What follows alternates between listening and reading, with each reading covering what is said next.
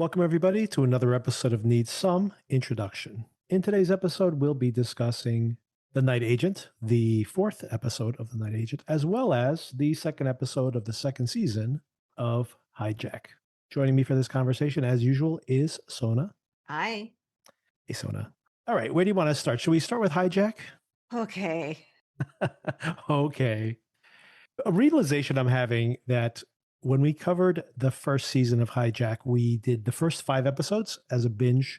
The first season dropped 2 episodes right away. And then I had been on vacation. By the time I came back, I think it was 4 or 5 episodes. So we binged the big chunk of the show. And then we went week to week. And of course, by that point, in the midpoint of the season, there was all the pieces were in place. So there was probably a lot more to talk about. All that is to say that it is possible that this is already starting off as a weaker season of the show, or it could just be that maybe this is a show that is meant to be binged. How do you feel about all that? I thought about the same thing you thought about, that we didn't go episode by episode on this at the start. But I also think there was something about the first season that made it binge worthy, that hooked me so that I wanted to continue watching it. Whereas, I mean, it's hard to say because this is week to week and I don't have the option to binge it. But unfortunately, I don't feel like I just can't wait to see the next episode. Yeah. And there's so many things here to honestly, the way I'm watching this show, that I'm parsing it right now, primarily to keep me engaged with it, is paying attention to, and as I have a legal question for you, which I'm sure you cannot give actual context to, but we could discuss it nonetheless, which is that Sam very intentionally is not making terroristic threats in Mm-hmm. his language. He's saying, if you don't catch this guy, people are going to die. And they're like, he's going to kill people. But he didn't say that. If he's thinking he's thwarting a terrorist attack, then maybe he's just being honest about it. Or when, for example, at the end of this episode, and we're just going to talk about the whole episode at once, that he sends that new guy, this poor guy, in there with this briefcase, which Mm-hmm. again, at no point does he say there's a bomb in that briefcase. Mm-hmm. Everybody just looks at it and they're worried about it, and he ties him to it and he walks out and they say, Sam, what's in the briefcase? And he goes, if you don't do what I tell you to do, you're going to find out. But he never says everyone will die or this guy's going to die. And they're like, you're going to get this guy killed. And he's like, no, you're going to kill this guy. So at no point does he say, I'm going to kill this guy. I'm making a terroristic threat. Now, I'm pretty sure, and like I said, I actually enjoying this. I'm actually paying attention to every word he says. Mm-hmm. It's one of Mm-hmm. the ways that I'm enjoying watching this.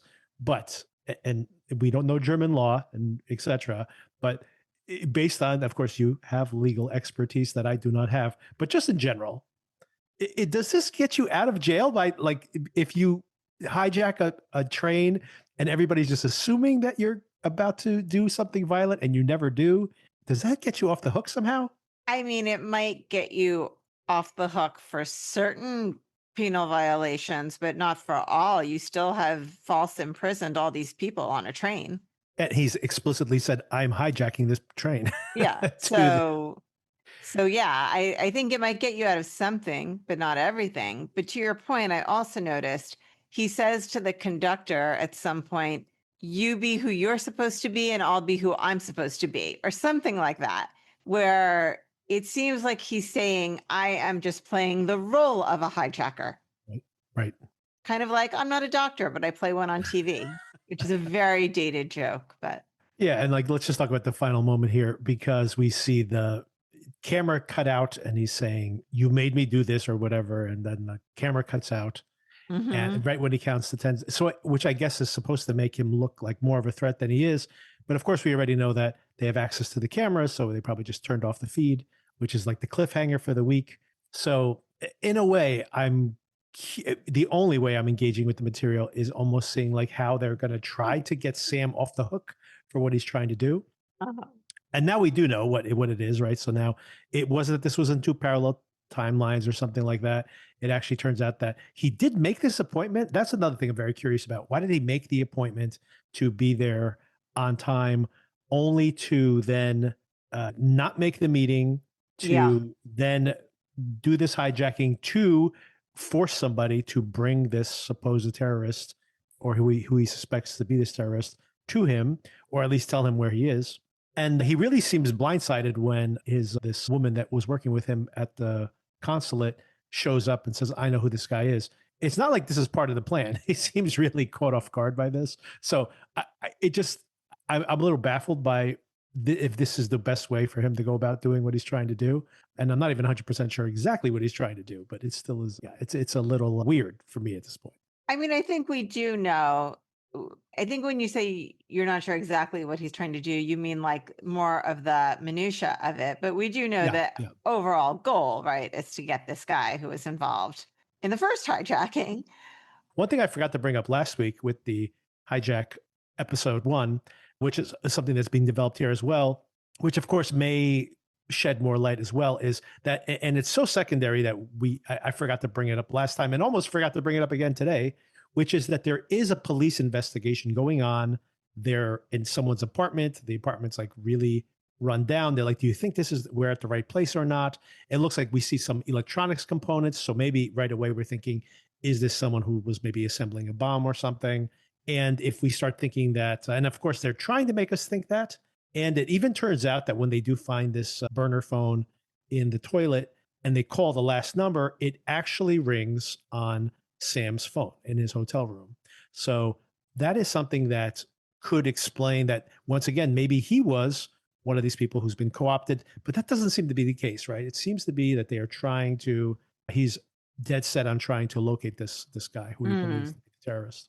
But what He did you does think seem about the dead whole set on it. police investigation part of it? I think I didn't give much attention to it because maybe I was still trying to figure out what the plot was at that point. Right. It might be interesting to rewatch it with more attention given to that scene. Well, at this point, they haven't really explained much other than when we see the call that gets the Yeah. last call We know he was has a hotel room we never checked into. right, but his Who's phone is that? there. But his phone is there, so Right. he must have been there at Yeah. some point. By the way, on his lock screen, is that his wife still? I mean, he's got to get over this I lady. think it is his wife. Yeah. Move on. He really cannot move on. Once again, in a different version of this show, I guess if we didn't know anything about Sam, we could be like he's at the end of his rope and he is like so fixated on her that this is a desperate act on his part. But we know that's not the case. He's still trying to solve the case from last season. Would you be interested, by the way, if this all turns out in the end that he has just lost it? He's obsessed with this person who may or may not be this terrorist. And imagine that it's a like falling down type situation. That movie Falling Down, where he's like basically just tipping at windmills. He's like lost his mind. He's at the end of his rope, and he's the bad guy at the end. Like, would that be an interesting way to end the series? And I guess there would be no season 3 at that point. But would that be an interesting twist on the formula? That would be an interesting twist. I don't think that's where we're going here. No, they probably want to continue this. Yeah. Although depending on the ratings, we may not get another season regardless. The bigger problem is, well, how many episodes is this? I'm looking it up right now. I believe was it 8 last season? Feels like it was 8. This I mean, season in any is case. 8. Yeah, it is 8. Mm-hmm. So my problem is then we're 25% of the way through. Yeah. I don't particularly care right now. Right. And I don't think that's a feeling that I had in the first season. Yeah, and I really feel like there is, honestly, and maybe this again was the way it was with the first season, but I feel like there might be just one key plot point that's delivered in each episode so far. And I texted you that this episode felt really long, even though it's not even very that long. It's only like 40 something minutes long. But it felt really long because there's the whole situation on the subway, obviously, and they're manufacturing these little dramas where the conductor has to go out and reset the handle. Is he going to say something or not? And he actually doesn't. So it doesn't really change anything other than create some suspense. And then all of a sudden, this is when the episode started feeling really long, when you can feel that they're trying to pad out the story here. And we suddenly see Sam's wife or ex-wife, like once again, like out in the woods. And she turns out she's still with the same guy. So she's not back with Sam.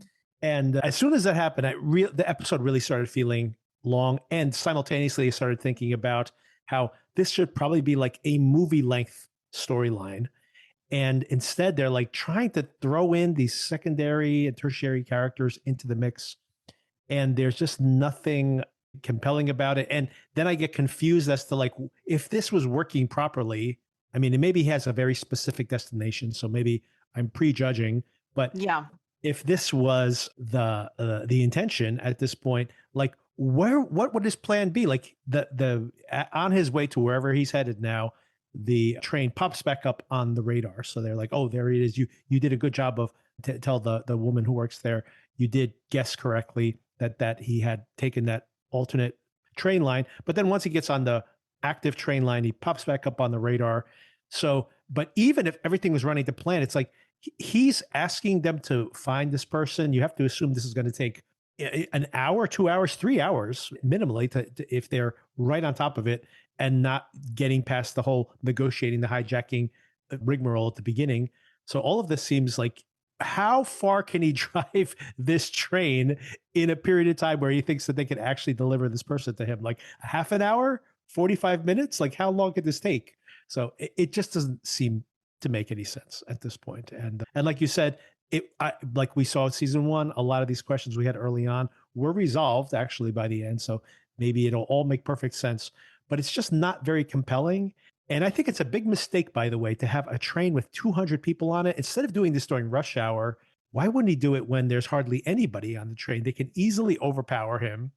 It doesn't seem to make any sense. And by the way, we obviously are going to, and once again, I don't know what the shape of the story is going to be, but these characters, which they keep developing a little bit in the background, will matter later in the plot. But why have 200 people on a train? Like you should have like 8 people on a train that you get to know a little bit. Yeah, I don't disagree with any of that. I don't know. I think part of what made the first season so appealing was just the constant tension. And for whatever reason, that tension, maybe because we don't believe he's really a hijacker that's going to do anything bad Right. to anybody, that tension does not really exist here.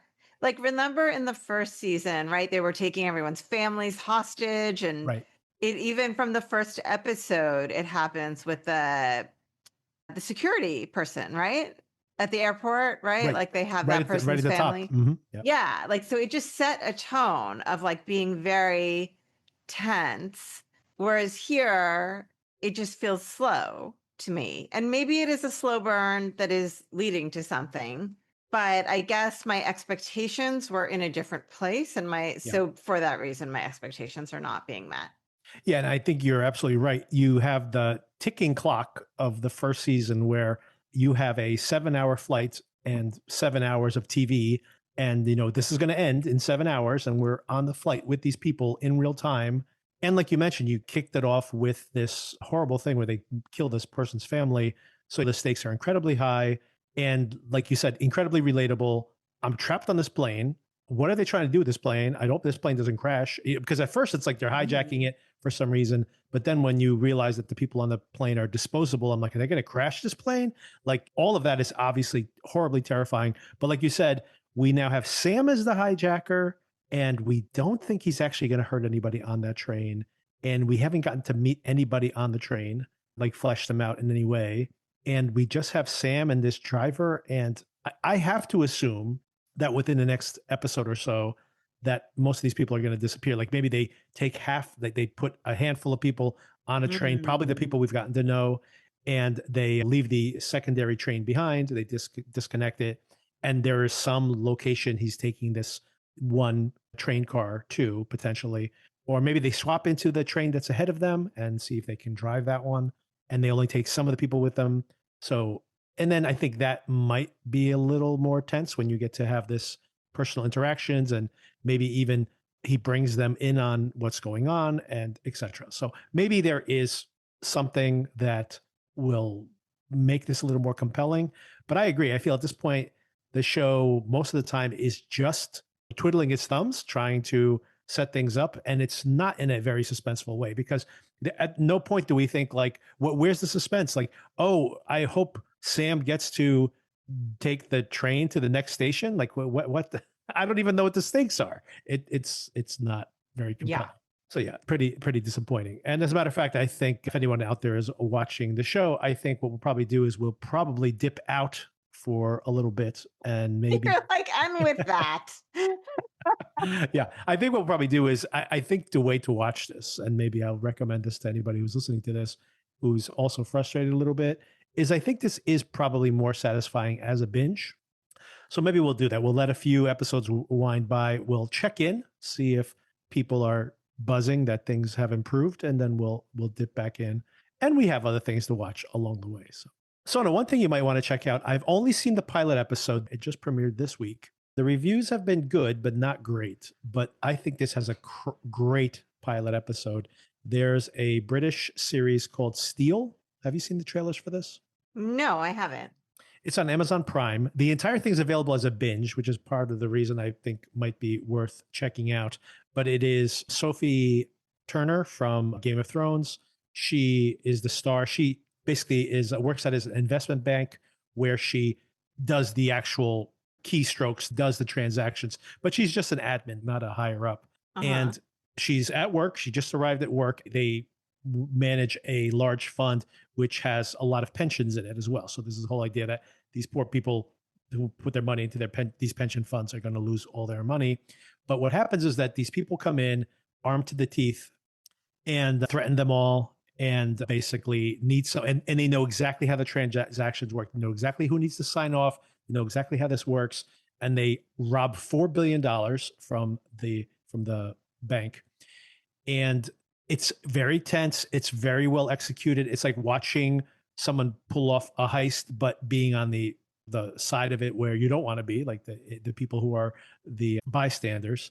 And it's really well executed, really tense, very thrilling episode, and it ends on a great hook. So, I don't want to spoil anything. The only other thing I would say is don't watch the trailer at the end of episode 1, which has like a season trailer, which doesn't give away any huge twists, but it gives away like the direction the season's going in. And I would have preferred to just leave it as more of like a what's happening in this office type thriller. In that kind of is where you feel that you leave off in after the end of episode 1. So don't watch the trailer if you don't want to see the direction the season's going in, but it's all available as a binge. So, and I thought the pilot episode is fantastic. I thought it was really good. So, much more tense than Hijack. And very clear hook, very clear, very a mystery that you're like, oh, I definitely want to see how that resolves. And very clean compared to Hijack, where 2 episodes in, I'm still like, what's going on? Some guy who may or may not be the hijacker, and he's not really hijacking the train. But anyway, it's not. It's there's just so much Idris Elba can do. By the way, and he's not able to sell that material. Now I'm going back to talking about Hijack again. He really can't sell that material. He can't really sell the show because so much of it is just like him, like not telling us anything, but he has to withhold constantly. So it's just it's a frustrating watch, to be honest. All right, let's move over to The Secret Agent. The Night Manager? Secret. What did I say? Secret Agent? No, not Secret Yeah. Agent. I did see Secret Agent this week, but that's not what I didn't even know that was a thing. It's a movie. It's a Brazilian movie that is probably going to get some Academy Award nominations. I thought maybe you were thinking of Tom Hiddleston as a secret agent. As the secret agent, but the Night Manager, I should say. So the Night Manager, episode 4. So this is, yeah, I mean, so interestingly here in episode 4, all the cards are on the table. So it's interesting to be talking about Hijack, where it's still like doling out its plot. And this is what I was mentioning, how it might have been a blessing to have the first 3 episodes of Night Manager come out all at once.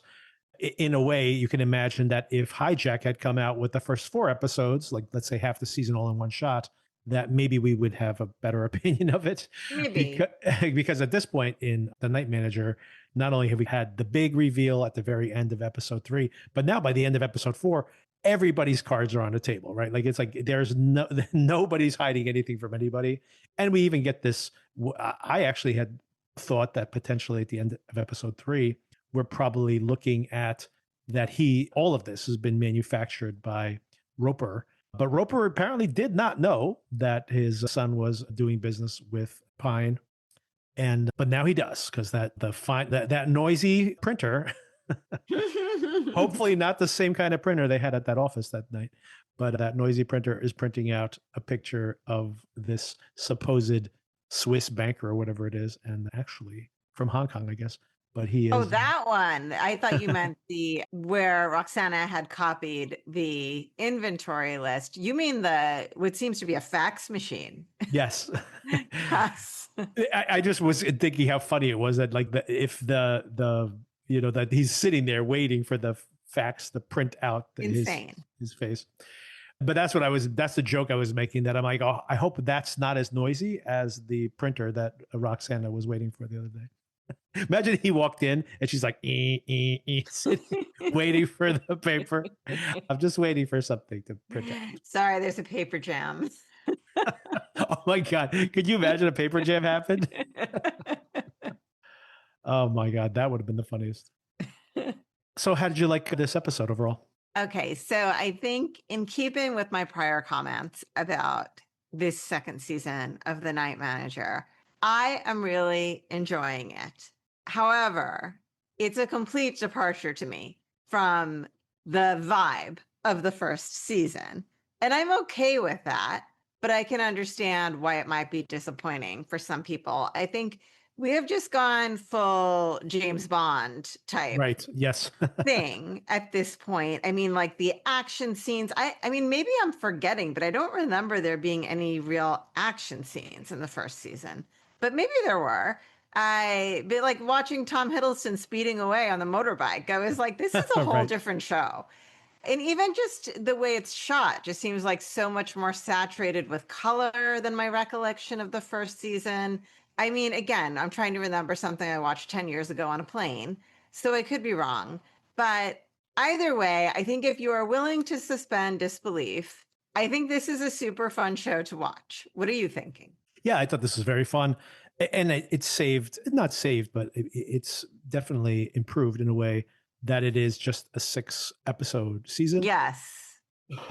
I think if I was watching this and there was like 7 more episodes or 10 more episodes to go, I'd be like, okay, where are you going with this? Yeah. And then of course they could tell the story in a very concise way. Because at this point, I mean, you have everything set up.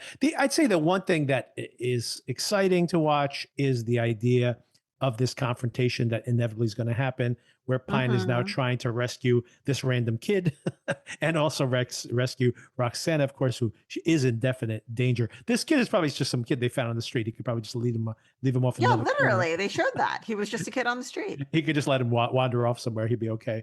But they offered him 2 million pesos or 2,000 pesos. I know those are vastly different numbers, but one of those.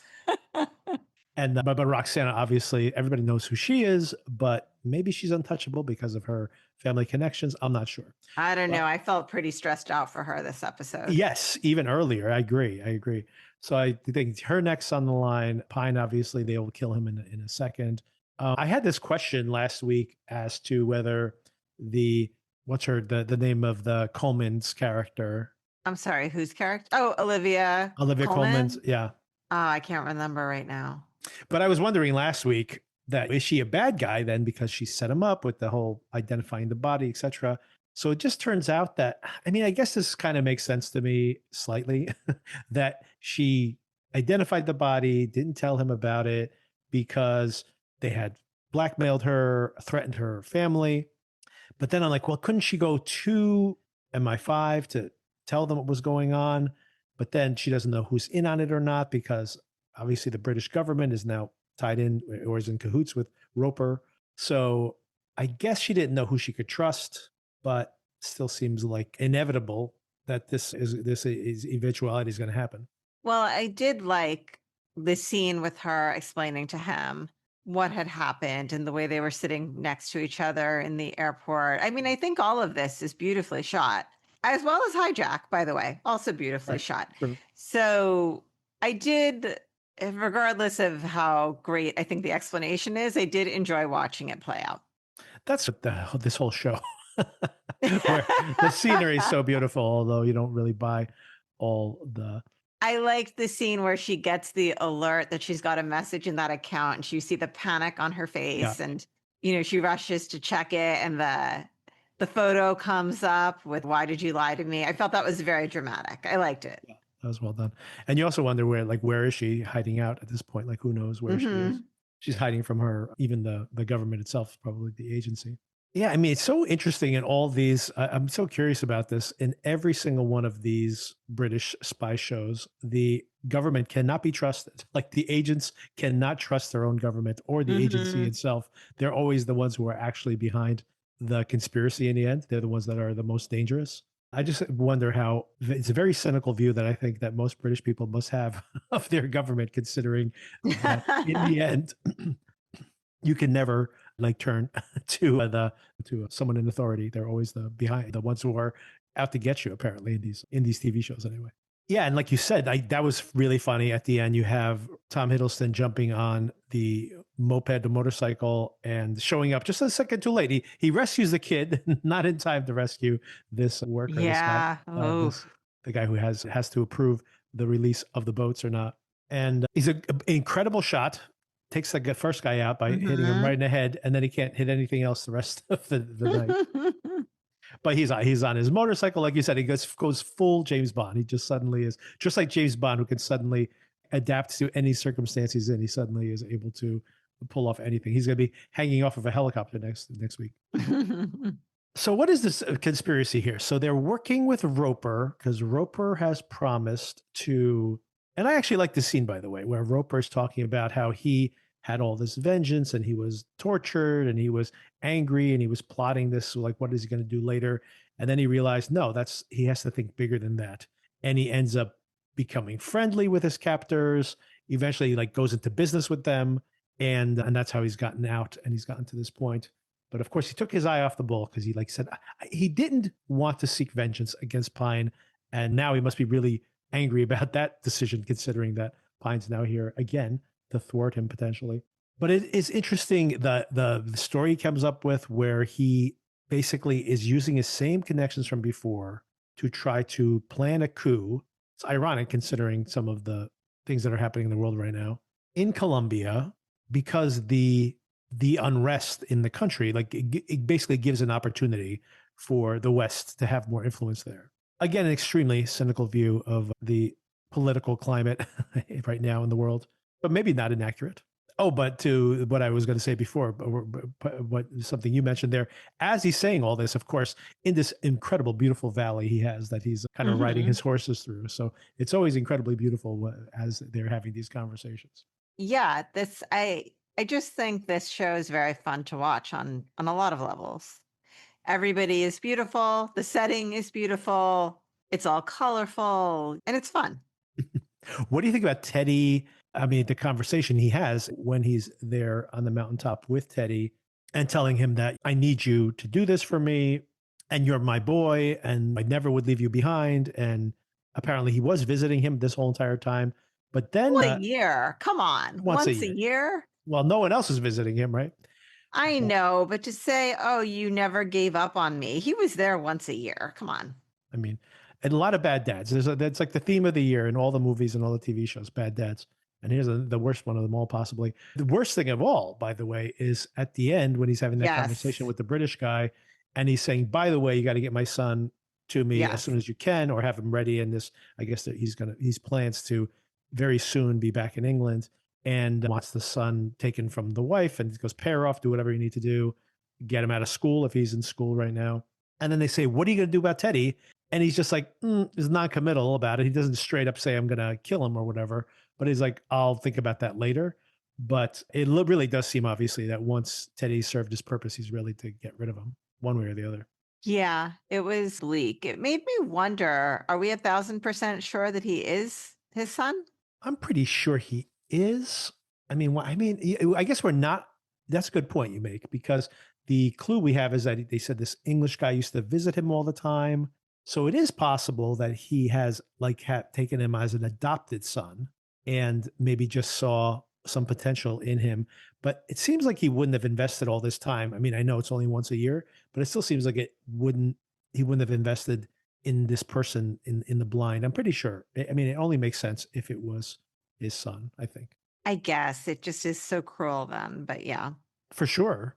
What do you think they're setting up there, though? Like that, is Teddy going to eventually turn on his dad because just, I think it's very telling that he has that scene because we can imply things if we wanted to, but him having that explicit conversation of basically saying that I'm going to get rid of him when I'm done with what's going on here, that, and that he only has one son. He explicitly says that to his Mhm. friend as well. If that's the case, then he obviously, that's a betrayal to Teddy, and it doesn't seem like Teddy takes betrayal very well. I agree with that. So I do wonder what they're setting up there. Will he turn on his dad if he finds this out? Will the third season, which they already shot, is that going to be a continuation of the storyline? And then Oh, maybe, interesting. I did not know that about the 3rd season being already shot, or I forgot. That seems like something you would have told me, so I probably forgot. yeah, I'm pretty sure they shot them both at the same time, so we wouldn't have to wait 10 years in between again. But and I wonder, I don't know if they're gonna. I actually, honestly, I would prefer having them resolve this story and then have a separate story. But since they shot it all at once, maybe they have it as one, and then there's some cliffhanger at the end where do Teddy and Pine actually end up teaming up to some extent to take down Roper? Because at that point, Roper betrays Teddy potentially. It does seem that there's something being set up there with him, basically telling his son one thing, and then minutes later turning on him when he's behind his back. Yeah, I agree. And I do wonder if that guy who's eavesdropping on them is recording all this because he should play that for Teddy later. That's for Good sure. point. Yeah. Roper should be much more wary about those dogs, by the way. Like that's actually a very cool way to use the dogs. I've never seen that before where you like Yeah. plant a microphone on the dogs to eavesdrop. I've never seen anyone do that in a movie before, but I'm like, that's actually a really good way to do it. I mean, like people let their dogs out all the time. Can you imagine just like, if you know whose dog it is, just put a tracker on the dog. And when he goes back home, like track him or listen in or whatever. So I thought that was very, very cool. I guess I'm not a dog owner, so I don't know how the likelihood of a device like that being discovered by the average dog owner. Well, I mean, if you're looking for it, I mean, I assume they would catch it, and I don't know how small the microphone is, but if it's this thing that's clipped on his collar, as soon as Yeah. you go like potentially grab the dog by the collar, you'll be like, what is this? Right. That's what I'm thinking. I was a little, and by the way, that was pretty suspenseful. I just kept thinking that at some point he's going to go, he kept touching the dogs. He's like, he's going to Mhm. grab the collar. He's going to see this.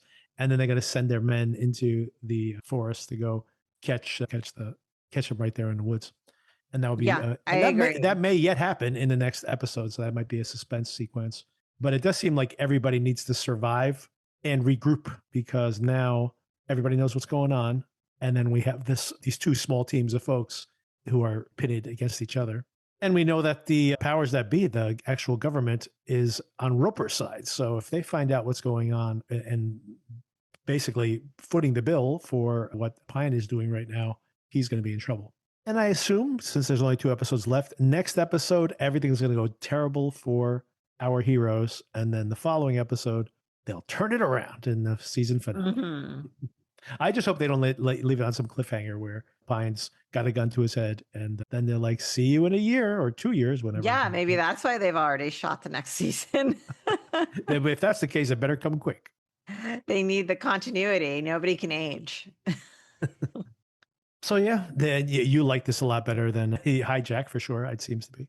Yeah, I do. What about you? I did too. I mean, I like it. This is like you said. This is not as engaging as that first season was, but I don't know. There was something really.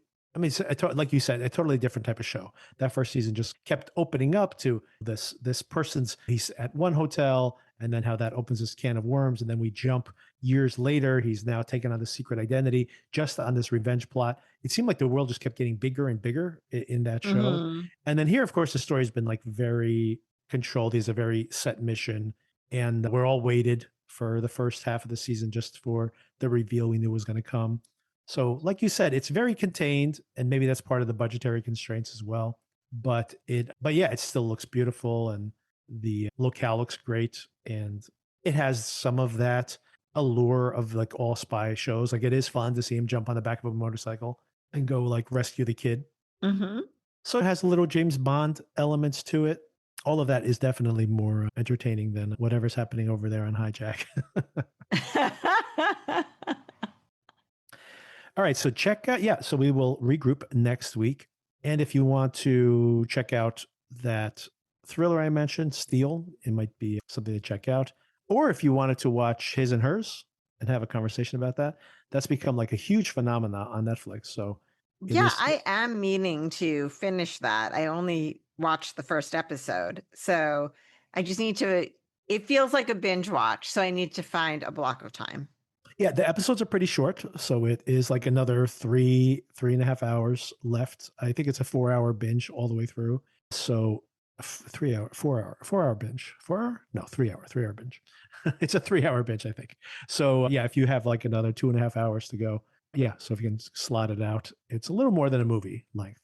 And it is worth it. I mean, a lot of people have seen it. So it's something we could probably discuss again. Hmm. And it's something you have to spoil to discuss. So it'd be maybe worth the Yeah. conversation. So if we give Hijack a little break for a few weeks and then dip back in, we can talk about that next week, along with the fifth episode of Hijack. I mean, the fifth episode of The Night Manager, not The Secret Agent.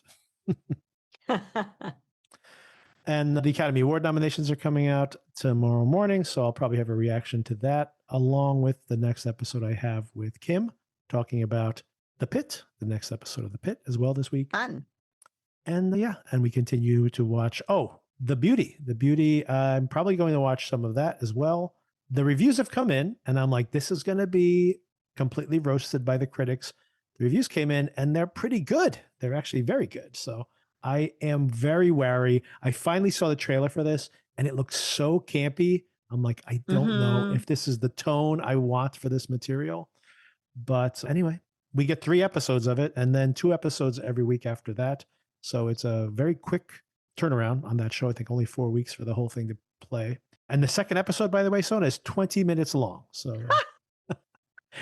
but might not take that long to binge this show. Okay. But anyway, I'll be sampling it and have my opinion next week as well. All right, Sona, thanks for the conversation. Hopefully, we'll have more entertaining stuff to talk about next week. Let's hope so. All right, I'll talk to you soon. Talk to you later. Bye. Bye.